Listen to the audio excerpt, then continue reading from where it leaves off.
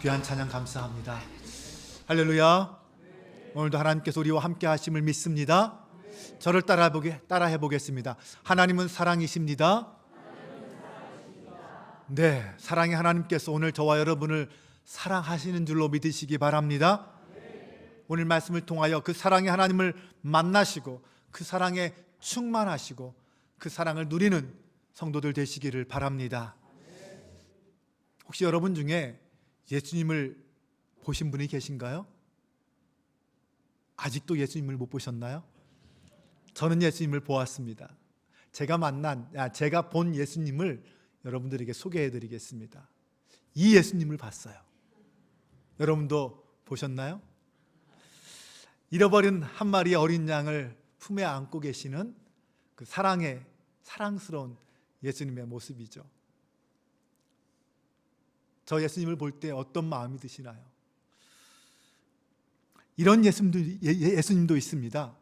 1956년 미국 인디아나주의 어떤 한 성당에서 사람이 성당 안에 그 감실에서 사진을 찍었는데 나중에 현상에 보니 감실 사진은 아니고 저 예수님의 사진이 현상되었었다고 합니다. 참 신비하죠? 이 하나님은 어떻습니까? 활짝 웃는 하나님을 그림으로 그린 겁니다. 이 하나님은 패션 오브 크라이스트의 하나님이십니다. 예수님입니다. 제가 지금 하나님이라고 그랬나요? 네, 죄송합니다. 예수님입니다. 착각하지 마십시오. 예수님의 모습을 지금 보고 있었습니다. 제가 말을 하면서도 이게 아닌데 지금 언뜻 생각이 들었어요. 죄송합니다. 패션 오브 크라이스트의 예수님이세요. 여러분, 이 중에 어떤 예수님이 진짜 예수님의 모습일까요? 물론 정답은 없습니다. 어떤 예수님도 우리가 진짜 예수님의 모습을 표현하고 있지는 못합니다. 대체할 수는 없죠. 각자 그림이나 사진에 나타난 그 예수님 속에서 우리는 우리가 바라는 예수님의 이미지, 그것을 짐작할 수는 있습니다. 내가 생각하는 예수님은 이런 예수님이면 좋겠다. 나는 예수님이 이런 모습이면 좋겠다라는 나름의 그런 예수님에 대한 이미지를 사람마다 각각 다르게 갖는 거죠. 예수님은 어떤 형상으로 표현할 수 있는 분이 아닙니다. 2000년 전에 그 예수님에 대한 초상이 남아있지 않습니다. 사실 우리는 누구나 예수님을 보기를 원하죠. 하나님을 만나기를 원합니다. 그래서 사람들은 하나님을 만나기 위해서 깊은 산속에 기도원에 들어가서 기도하기도 했습니다. 예전엔 사막으로 나가서 황량한 사막에서 금식하며 기도하며 하나님을 만나려고 하는 사막의 은둔 수도사들도 있었습니다. 여러분도 하나님을 만나기 위해서 나름 노력하셨을 겁니다. 어떤 애씀과 노력들이 있었습니까? 그리고 그렇게 노력해서 하나님을 만나셨습니까? 아니면 아직 그 하나님을 만나지 못하셨습니까? 오늘 본문의 사도 요한은 하나님을 만났다라고 말하고 있습니다. 그런데 그는 하나님을 만나기 위해서 어떤 특별한 장소에 찾아가서 하나님을 만난 게 아니었습니다. 인간을 찾아오신 그 성자 하나님, 예수 그리스도의 제자가 되어서 그 예수님을 만난 것이었습니다. 그래서 사도 요한은 우리에게 찾아오신 하나님에 대하여 듣고 보고 만져보았다라고 말합니다. 예수님을 통하여 하나님을 듣고 보고 만져보았다는 것이죠. 요한이 교회에게 우리가 하나님에 대해서 들었다라고 말한 것은 하나님의 어떤 외형적인 모습에 대해서 들었다라는 것이 아니죠. 요한이 말하는 바는 하나님의 존재 양식, 바로 사랑의 하나님, 그 하나님에 대해서 들었다는 것입니다. 하나님은 사랑이시고 이 세상을 사랑하시는 분이다라는 것, 그 하나님에 대해 들었다는 것입니다.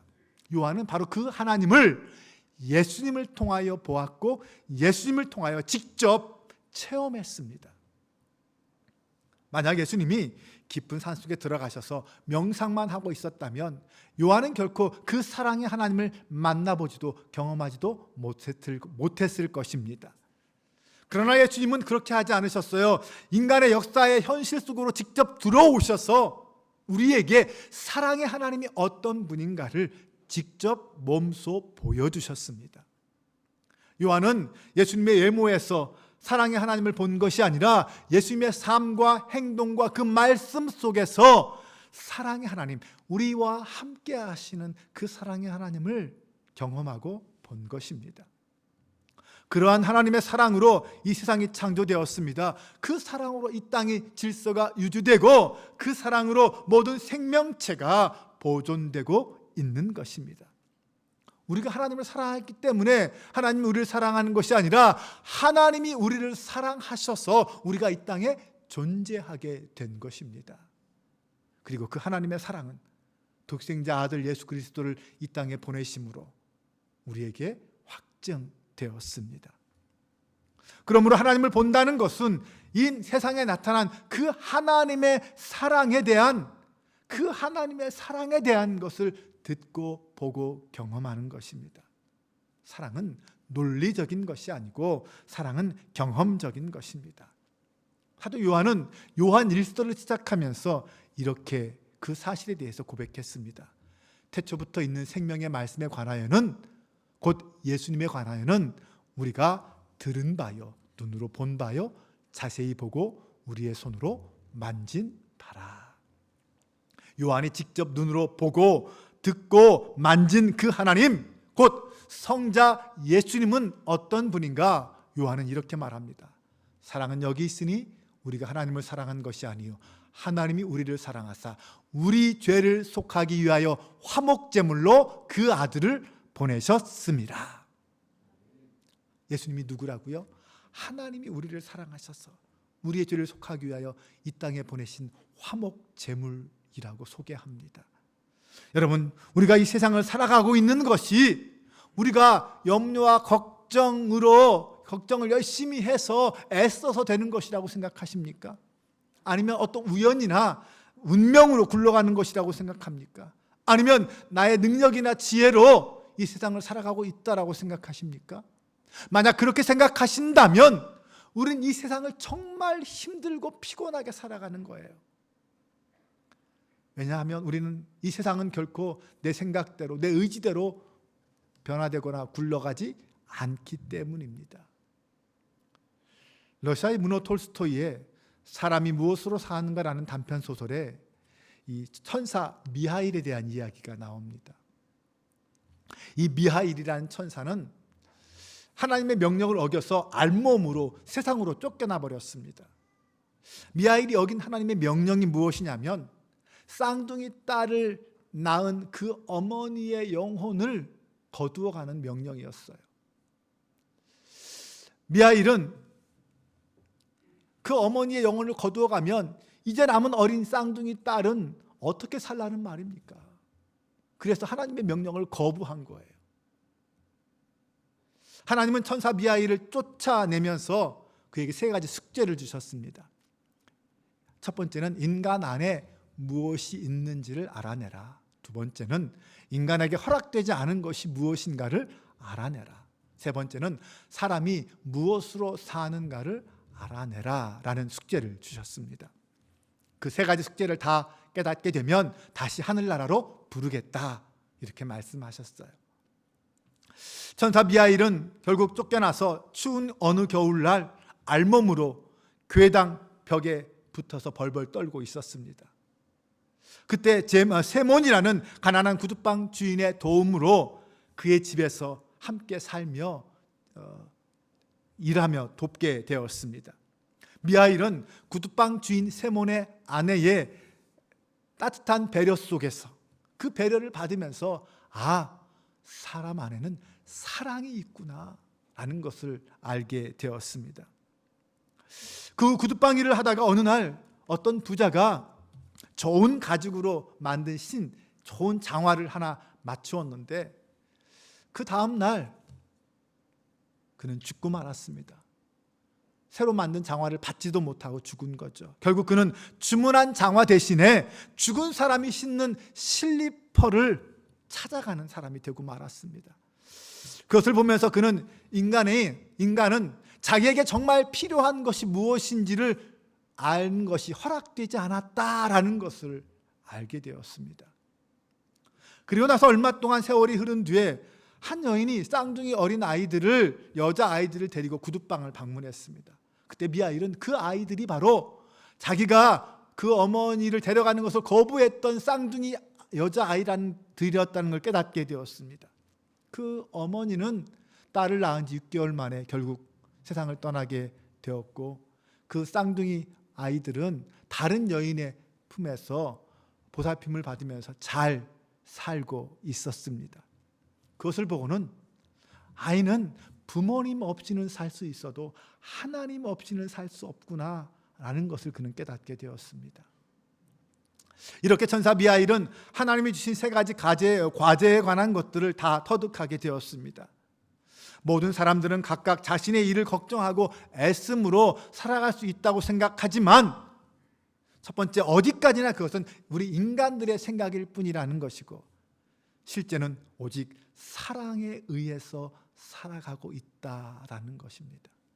두 번째는, 사랑의 마음으로 가득한 사람이 있다면 그 사람은 하나님의 세계 안에 살고 있는 사람이다라는 것이고, 나아가서 그러한 하나님은 바로 그런 사랑을 가진 사람의 마음 속에, 그 사람 속에 계시다라는 것이었습니다. 네, 이런 사실을 다 깨닫고 나자 하나님은 그를 다시 하늘나라로 불러주셨다고 합니다. 사랑하는 여러분, 하나님은 본래 우리 인간에게 허락하신 삶의 양식이 있습니다. 하나님이 우리에게 허락하신 삶은 어떤 삶일까요? 서로 사랑하며 살아가는 것입니다. 하나님은 우리에게 서로 사랑하며 살아가기를 원하시고 기대하십니다. 그런데 그 사랑의 근원에 누가 있다고요? 하나님이 계십니다. 하나님이 우리 안에 거할 때, 우리 안에 계실 때, 다른 말로 말하면 사랑의 하나님이 우리 안에 있을 때 비로소 우리는 사랑으로 살아갈 수 있다는 것입니다. 인간은 서로 사랑하면서 그 삶 속에서 위로와 희망을 경험합니다. 두려움 없이 살아가게 되고 평강을 누리며 살아가게 됩니다. 우리가 서로 사랑할 때 하나님의 사랑이 비로소 온전하게 이루어지는 것입니다. 그러므로 사랑하는 자는 하나님께 속한 것이 되고 하나님으로부터 나서 하나님을 아는 자가 되는 것입니다. 예수님은 마태복음 5장 48절에서 하늘에 계신 너희 아버지의 온전하심과 같이 너희도 온전하라라고 명하셨습니다. 근데 여기서 말하는 온전함이란 윤리적인 온전함을 말하는 것이 아닙니다. 여기서 말하는 온전함이란 사랑을 의미합니다. 예수님은 이 하나님의 사랑을 온전함이라는 것으로 표현하신 것입니다. 이 온전한 사랑, 이 사랑의 온전함이란 어떤 것일까요? 첫 번째 것은 자신을 다른 사람에게 내어주는 것을 말합니다. 하나님은 자기 자신을 우리에게 내어주셨습니다. 네, 예수님이 이 땅에 오신 것은 하나님이 자신을 우리에게 내어주셨기 때문에 오신 것이에요. 두 번째로 사랑의 온전함이란 다른 사람을 있는 그대로 받아들이는 것입니다. 네, 하나님은 우리를 있는 그대로 받아주셨습니다.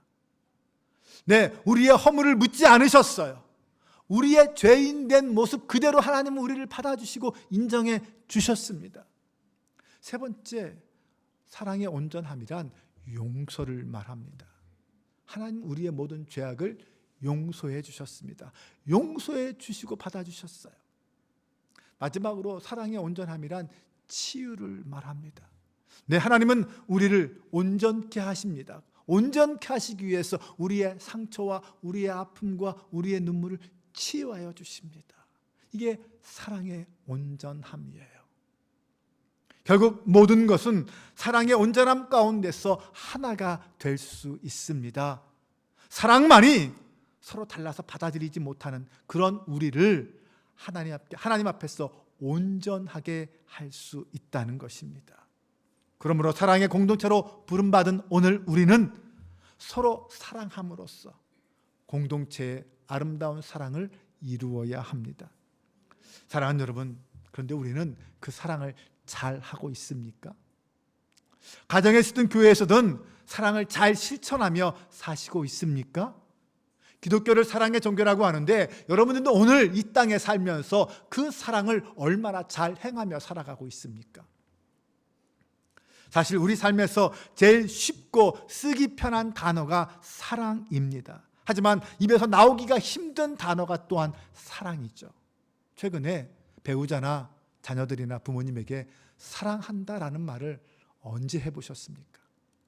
너무 오래돼가지고 날짜도 기억나지 않는 건 아닙니까?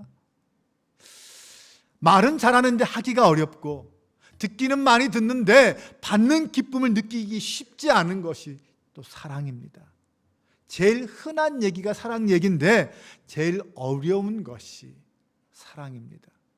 가장 기쁜 것이면서도 가장 슬픈 것이 또한 사랑이기도 합니다. 어쩌면 우리 인생의 사랑은 역설인지도 모르겠습니다. 성경에 사랑이란 단어가 572번이나 나온다고 합니다.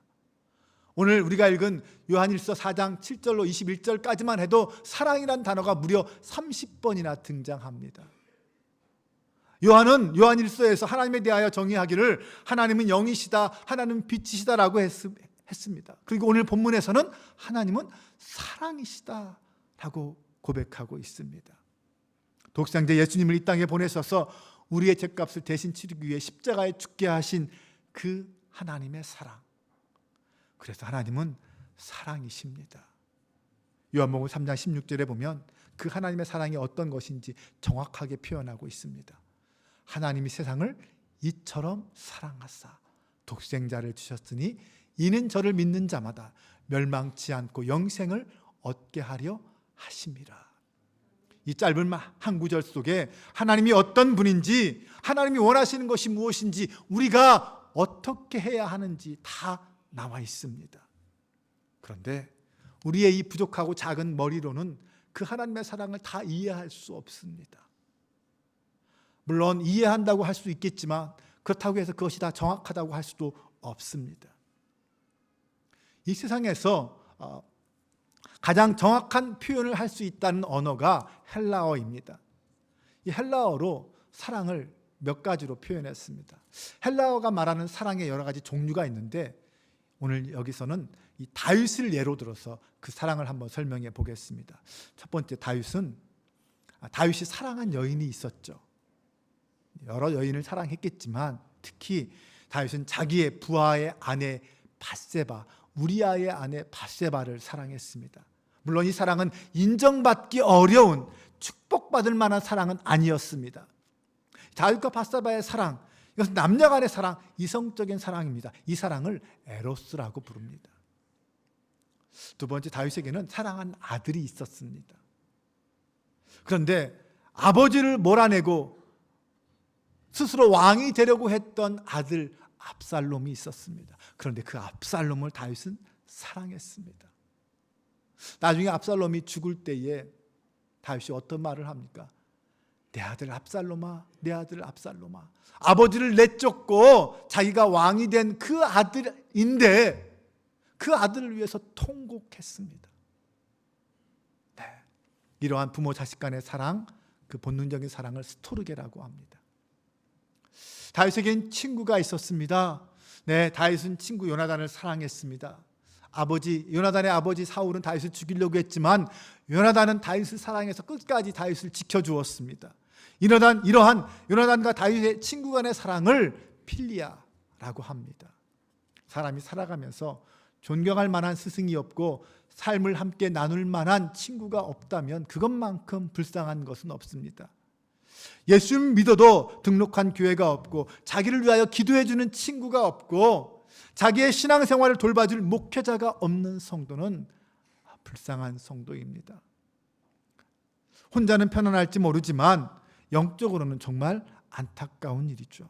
우리 한빛교회에서 함께 신앙 공동체로 만난 저와 여러분은 서로 귀중히 여기며 서로 섬기며 사랑하는 아름다운 공동체가 될 수 있기를 주님의 이름으로 축원합니다. 마지막으로 다윗 하나님을 사랑했습니다. 시편 6편에 보면 다윗은 범죄한 후에 눈물로 하나님 앞에 회개하며 기도합니다. 얼마나 눈물을 흘렸는지 밤마다 침상을 띄울 정도로 눈물을 흘리며 기도했다고 했습니다. 그리고 하나님은 그런 다윗의 회개의 기도를 들어주시고 그를 용서해 주셨습니다. 이러한 하나님의 사랑을 아가페라고 말합니다. 이 아가페 사랑은 아무런 대가도 없이 사랑하기에 끊임없이 용서하고 희생하며 자기의 목숨까지도 내어주는 하나님의 사랑입니다. 십자가의 사랑이죠. 오늘 본문에서 하나님은 사랑이시라고 했는데 바로 그 사랑은 아가페의 사랑을 말합니다. 하나님께서 사랑하시기에, 하나님께서 사랑이시기에, 사랑이신 하나님이시기에 하나님은 죄인은 우리가 회개하기를 원하시고요, 아무도 멸망받을 자리에 이르지 않고 구원받기를 원하시고요, 그 하나님은 진리를 아는 데 이르시기를 원하십니다. 하나님의 사랑 때문이죠. 하나님께서 사랑이시기 때문에, 사랑이신 하나님이시기 때문에 하나님은 우리가 사랑하며 살길 원하시고 우리에게 사랑하라 라고 명령하셨습니다. 그럼 구체적으로 우리는 누구를 사랑해야 할까요? 우리의 사랑의 대상은 누구일까요? 먼저 우리는 하나님을 사랑해야 합니다. 성경에 하나님을 사랑하라라고 명령하고 있습니다. 신명기 6장 5절에 보면 너는 마음을 다하고 뜻을 다하고 힘을 다하여 내 하나님 여호와를 사랑하라 라고 하십니다. 예수님은 하나님을 사랑하는 것이 크고 첫 번째 되는 계명이다라고 말씀하셨습니다. 우리가 하나님을 사랑해야 하는 것은 하나님께서 먼저 우리에게 사랑의 본을 보여주셨기 때문입니다. 요한일서 4장 10절입니다. 사랑은 여기 있으니 우리가 하나님을 사랑한 것이 아니요 하나님이 우리를 사랑하사 우리 죄를 속하기 위하여 화목제물로 그의 아들을 보내셨다라고 말씀하십니다. 신앙이란 하나님이 계시다는 것과 그가 하신 일을 믿고 그분을 사랑하는 것입니다. 이것이 신앙입니다. 그렇다면 우리는 하나님을 어떻게 사랑할 수 있습니까? 눈에 보이지 않는 그 하나님을 어떻게 사랑해야 하나님을 사랑한다라고 할 수 있을까요? 그 방법은 하나님께서 기뻐하시는 일을 행하면 됩니다. 사람이 어떤 사람을 사랑해도 그 사람을 사랑하기 때문에 그 사람이 기뻐하는 일을 막 해주고 싶어 합니다. 사람에 대한 사랑도 그러하다면 하물며 우리가 하나님을 사랑한다면 하나님이 기뻐하는 일을 열심히 해야 하지 않겠습니까? 하나님이 무엇을 기뻐하는지 알아보고 깨닫고 그것을 실천하려고 노력해야 하지 않겠습니까? 하나님을 예배하고 하나님의 날을 지키고 하나님의 것을 하나님께 드리고 하나님의 말씀을 배우고 날마다 그분과 대화하며 그분의 말씀대로 살아가는 것, 이것이 하나님이 기뻐하는 일입니다. 오늘 여러분이 하나님을 사랑하신다면 하나님이 기뻐하는 일을 열심히 행할 수 있기를 주님의 이름으로 축원합니다. 어떤 여인이 천국에 갔어요. 그런데 천사가 그를 맞이하면서 당신이 살 집으로 안내하겠습니다 라고 안내해 주었습니다. 집으로 가는 길에 길 좌우에 정말 너무나도 아름다운 집들이 쫙 늘어서 있었습니다. 집마다 생전 보지도 못했던 아름다운 꽃들이 막 만발해 있었어요. 근데 한참을 가고 있는데 점점 길이 황량해지는 거예요. 나중에는 꽃 한 폭이 없이 다 쓰러져가는 판잣집으로 안내하면서 이곳이 당신이 살 집입니다 라고 말하는 거예요. 여인이 깜짝 놀라서 아니 저렇게 아름다운 집들이 널려 있는데 왜 내 집은 이렇습니까? 나는 이 세상에 살 때도 대저택에 살았었는데요. 그래서 선사가 말합니다. 부인, 뭔가를 오해하셨군요. 이곳 천국에서는 당신이 지상에 살 때 올려 보내온 재료만을 가지고 집을 짓는답니다. 사랑하는 여러분 보물을 어디에 쌓아두고 계십니까? 하늘의 보물을 쌓아두는 저와 여러분 되시기를 바랍니다. 우리의 섬김과 우리의 사랑, 우리의 봉사와 충성, 하늘의 보물을 쌓아두는 방법들입니다. 그것은 하나님을 기쁘시게 할 뿐만 아니라 결국은 나를 위한 것임을 기억하시기 바랍니다. 그래서 무엇보다 우리는 나를 사랑해야 합니다. 우리 자신을 사랑해야 합니다. 자신을 사랑하지 않는 사람, 자신의 가치를 인정하지 않는 사람은 이웃을 사랑할 수도 없고 하나님을 사랑할 수도 없어요. 자신의 존재를, 자신의 모습을, 자신의 있는 모습, 현재의 모습 그대로를 사랑할 수 있어야 합니다. 예수님 마가복음 12장 31절에서 내 이웃을 내 몸과 같이 사랑하라 하신 것이라 하시면서 이보다 더 큰 계명은 없다라고 하셨습니다. 무슨 말이에요? 이웃을 내 몸과 같이 사랑하려면 먼저 나는 나를 사랑해야 한다는 거죠. 얼마나 사랑해야 할까요? 내가 내 몸을 귀하게 여기고 감사하며 사랑해야 합니다. 그리고 이제는 그 사랑으로 이웃을 사랑해야 합니다. 그런데 우리 그리스도인들은 그 이웃의 범주를 좀 더 넓고 크게 가졌으면 좋겠어요. 네, 이 땅의 모든 내 주변뿐만 아니라 이 지구상에 있는 모든 사람들이 우리의 이웃이고요. 나아가서 이 땅의 모든 피조물들이 우리의 이웃이 되어야 합니다. 이웃을 사랑하는 것이 곧 하나님을 사랑하는 것인 줄로 믿습니다. 누구든지 하나님을 사랑하노라 하고 그 형제를 미워하면 이는 거짓말하는 자니 보는 바 그 형제를 사랑하지 아니하는 자는 보지 못하는 바 하나님을 사랑할 수 없다. 우리의 가족과 친구들, 이웃들을 사랑하고 섬겨야 합니다. 무엇보다 기웃교회를 소명으로 하는 우리들이라면 이 땅의 모든 피조물을 사랑하고 섬겨야 합니다. 오늘도 우리는 우리 주위에서 사랑하지 못하기 때문에 벌어지는 수많은 일들을 목격하고 있습니다. 부부 문제, 부모와 자녀, 형제끼리의 문제, 폭력, 강간, 인신매매, 살인, 전쟁, 그 모든 인간 사회의 비극과 슬픔은 우리가 서로 사랑하지 않기 때문에 벌어지는 일들입니다. 보는 바 그 형제를 사랑하지 아니하는 자는 보진 못하는 바 하나님을 사랑할 수 없느니라. 여기서 우리가 한 가지 꼭 기억해야 할 것이 있습니다. 그것은 사람은 사랑의 대상이지 믿음의 대상이 아니라는 것입니다. 믿는 사람에게 배신당했다 이런 말 할 필요 없습니다. 사람은 믿음의 대상이 아닙니다. 믿음의 대상은 오직 하나님 한 분뿐인 줄로 믿으시기 바랍니다. 마지막으로 우리는 우리의 교회를 사랑해야 합니다. 예수님을 믿는 사람들이 함께 모여서 이룬 사랑의 공동체, 부르심에 합당하여 함께 모여 예배하고 함께 배우고 섬기며 전하는 이 한빛교회를 사랑해야 합니다. 사도행전 20장 28절에 보면 바울이 에베소 교회 장로들에게 한 말이 있어요. 하나님이 자기 피로 사신 교회를 보살피게 하셨느니라. 이것이 우리의 사명입니다.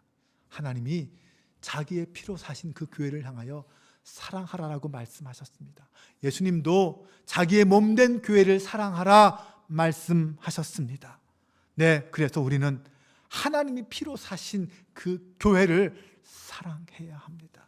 이것이 우리의 사명입니다. 교회를 사랑하는 것이 곧 하나님을 사랑하는 것이요 예수님을 사랑하는 것입니다.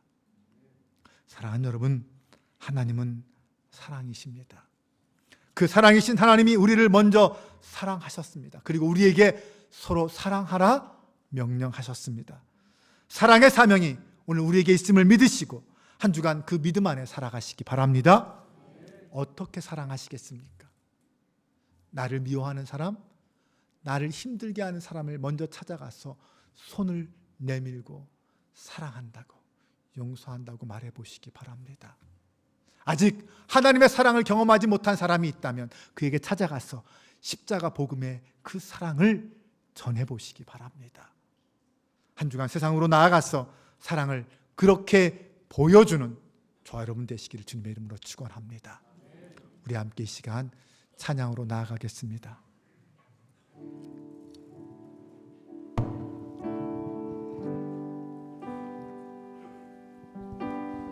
우리가 서로 사랑하기를 원합니다. 교회를 사랑하고 이웃을 사랑하기를 원합니다. 우리가 섬기고 사랑하는 교회가 어떤 교회이길 원할까요? 하나님의 사랑을 전하는 교회 되길 소망합니다. 우리 함께 이 시간 우리 교회라는 찬양 믿음으로 고백하겠습니다.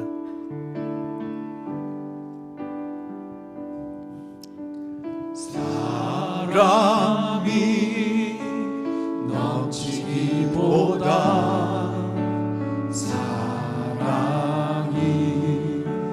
넘치는 교회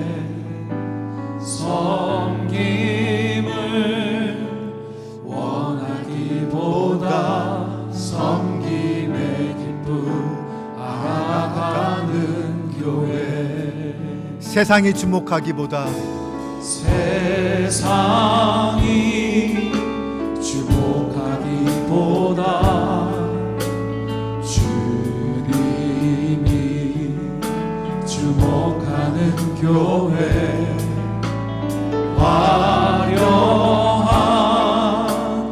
겉모습보다 중심이 주를 향한 교회, 주님이 피로 사신 아름다운 교회, 서로를 사랑함으로 하나 되는 교회, 주님이 머리 되신 거룩한 교회, 우리 함께 만들어 가요. 시작은 내 작은 생각보다도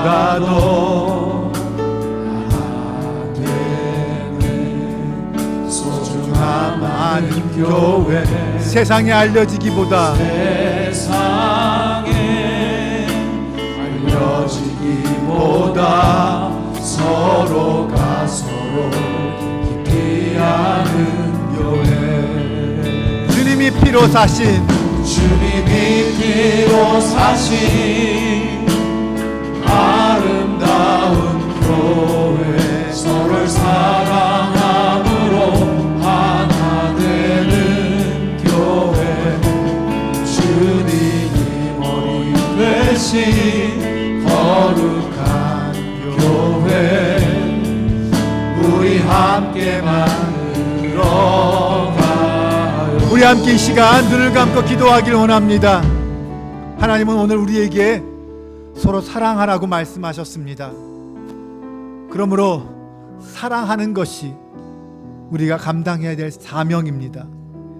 예수님의 사랑에는 차별이 없었습니다. 오늘 우리의 사랑도 구별도 없고 차별도 없기를 소망합니다. 예수님은 끝까지 목숨까지도 아끼지 않고 사랑하셨습니다. 오늘 우리도 끝까지 변함없는 사랑하기를 원합니다. 하나님, 오늘 나에게 사랑의 마음을 주옵소서. 예수님의 마음을 품고 우리의 이웃과 교회와 세상을 사랑하게 하여 주옵소서. 이 시간 나같이 주여 한번 외치고 간절히 기도합니다. 주여, 우리를 사랑하신 아버지 하나님, 하나님의 은혜와 사랑이 우리 안에 있기를 소망합니다. 하나님을 사랑하는 그 사랑으로 있기를 소망합니다. 주님 도와주옵소서. 끝까지 주님처럼 사랑하기 원합니다. 그럼 헌신하는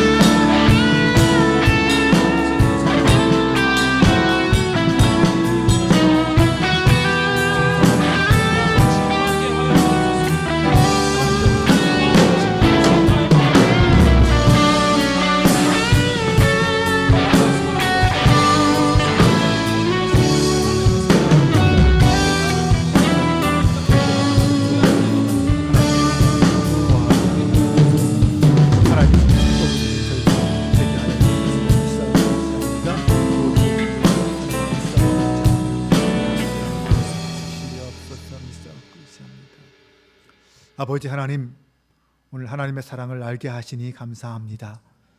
세상에 감당할 수 없는 사랑을 우리에게 주신 그 하나님을 믿습니다. 비록 연약하고 미련하여 온전한 참사랑을 볼 수 없었던 우리들이지만 이제 하나님의 사랑을 의지하여 이 땅의 영혼들을 사랑하기를 원합니다. 용서와 치유와 희생의 온전한 사랑의 문을 열어 주옵소서. 주님과 함께 주님의 마음을 품고 사랑하게 하옵소서. 사랑의 주님, 이제 우리 안에 주님의 사랑으로 가득하게 하옵소서. 나를 사랑하고 이웃을 사랑하고 하나님을 사랑하고 교회를 사랑하길 원합니다. 주님의 마음이 있는 곳에 나의 마음도 있길 원합니다. 주님의 눈길이 가는 곳에 나의 마음도 가길 원합니다. 주님, 우리를 주님의 은혜의 손길로 이끌어 주옵소서. 사랑의 근원 되신 우리 주 예수 그리스도의 이름으로 기도합니다. 아멘. 다 같이